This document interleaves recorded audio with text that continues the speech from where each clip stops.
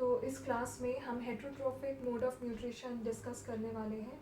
Heterotrophic में, जैसे autotrophic में हमने पढ़ा था कि ऑर्गेनिज्म किसी दूसरे ऑर्गेनिज्म के ऊपर डिपेंड नहीं करता है, बल्कि वो अपना खाना खुद से बना सकता है।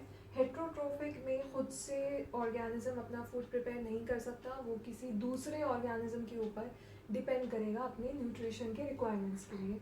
तो इसमें 3 तरह के मोड्स होते हैं, सैप्रोट्रोफिक, पैरासिटिक एंड होलोजोइक। सैप्रोट्रोफिक ऑर्गेनिजम्स वो होते हैं, एग्जाम्पल है इसके बैक्टीरिया और फंगस, जो कि डेड और डीकेइंग ऑर्गेनिजम्स को कंज्यूम करते हैं, उनसे अपना न्यूट्रिशन लेते हैं।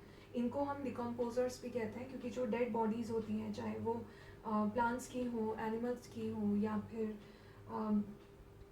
जो किसी दूसरे एनिमल्स की, ह्यूमन बींग्स की भी, क्योंकि सॉइल में प्रेजेंट होते हैं ये, तो उन डेड बॉडीज़ को खाकर ये डिकम्पोज कर देते हैं, तो उनका सारा जो न्यूट्रिशन है वो सॉइल में मिल जाता है। तो इनका डिकम्पोजर्स का इम्पोर्टेंस ये है कि इसकी वजह से बायोडिग्रेडेबल वेस्ट डिग्रेड हो जाता है, डिकम्पोज हो जाता है। और इसका दूसरा इम्पोर्टेंस है कि ये न्यूट्रिएंट साइक्लिंग में भी हेल्प करते हैं, क्योंकि जो किसी ऑर्गेनिज्म के अंदर न्यूट्रिएंट्स होंगे, डिकम्पोजर जब उसको खाएंगे तो वो सारे वापस से सॉइल में आ जाएंगे। तो न्यूट्रिएंट साइक्लिंग में डिकम्पोजर्स हेल्प करते हैं। इनके अंदर डाइजेशन जो होता है वो आउटसाइड द बॉडी होता है, क्योंकि ये अपनी बॉडी के बाहर ये डाइजेस्टिव एंजाइम्स को रिलीज़ कर देते हैं, और जो खाना है वो बाहर ही डाइजेस्ट होता है, और फिर डाइजेस्टेड न्यूट्रिएंट्स को ये अपनी बॉडी के अंदर एब्जॉर्ब करते हैं। नेक्स्ट है पैरासिटिक मोड ऑफ न्यूट्रिशन। इसमें पैरासाइट्स होते हैं और होस्ट होता है, एक टर्म आता है यहाँ पर, होस्ट। तो पैरासाइट एक ऐसा ऑर्गेनिज्म है जो अपने होस्ट की बॉडी पे रहता है, उसी से न्यूट्रिशन लेता है विदाउट किलिंग इट। एग्जाम्पल है लीच, ह्यूमन हेड लाइस और टेपवर्म। तो ये पैरासाइट्स होते हैं। एक्टो पैरासाइट्स भी होते हैं इसमें, जो बॉडी के बाहर सर्वाइव करते हैं, होस्ट की बॉडी के बाहर रहते हैं, जैसे ह्यूमन हेड लाइस और लीच, ये बॉडी के बाहर रहते हैं। एंडो पैरासाइट्स जो होते हैं वो बॉडी के अंदर रहते हैं, फॉर एग्जाम्पल टेपवर्म। तो इनका जो रिलेशनशिप है वो होस्ट, जिस ऑर्गेनिज्म के साथ होता है उसको हम होस्ट बोलते हैं। तो इनके अंदर डाइजेशन की कोई रिक्वायरमेंट नहीं होती, क्योंकि ये ऑलरेडी डाइजेस्टेड फूड अपने होस्ट की बॉडी से कंज्यूम करते हैं। नेक्स्ट है होलोजोइक मोड ऑफ न्यूट्रिशन, जिसमें ऑर्गेनिज्म होल फूड कंज्यूम करता है और फिर उसको बॉडी के अंदर ही डाइजेस्ट करता है।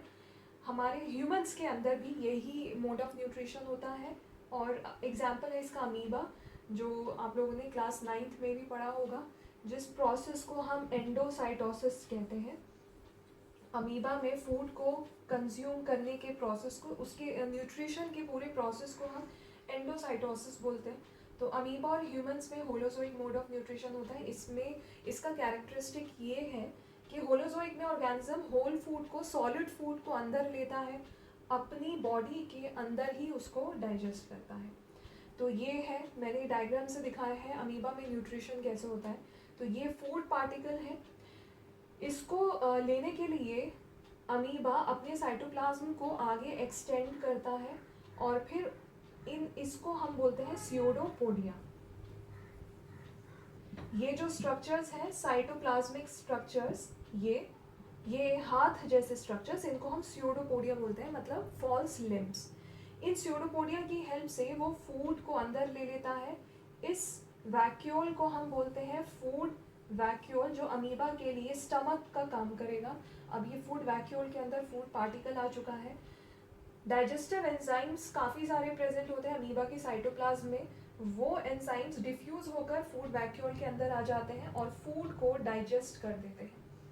फिर ये जो डाइजेस्टेड फूड है, ये अमीबा अपने साइटोप्लाज्म में थ्रू डिफ्यूजन इसको एब्जॉर्ब कर लेता है, और फिर उसको एसिमिलेट कर लेता है, मतलब उसको इस्तेमाल कर लेता है। ये न्यूट्रिशन के बाद इसका साइज बड़ा हो गया, मतलब उसने इन न्यूट्रिएंट्स को उसने यूज़ किया है अपनी ग्रोथ के लिए।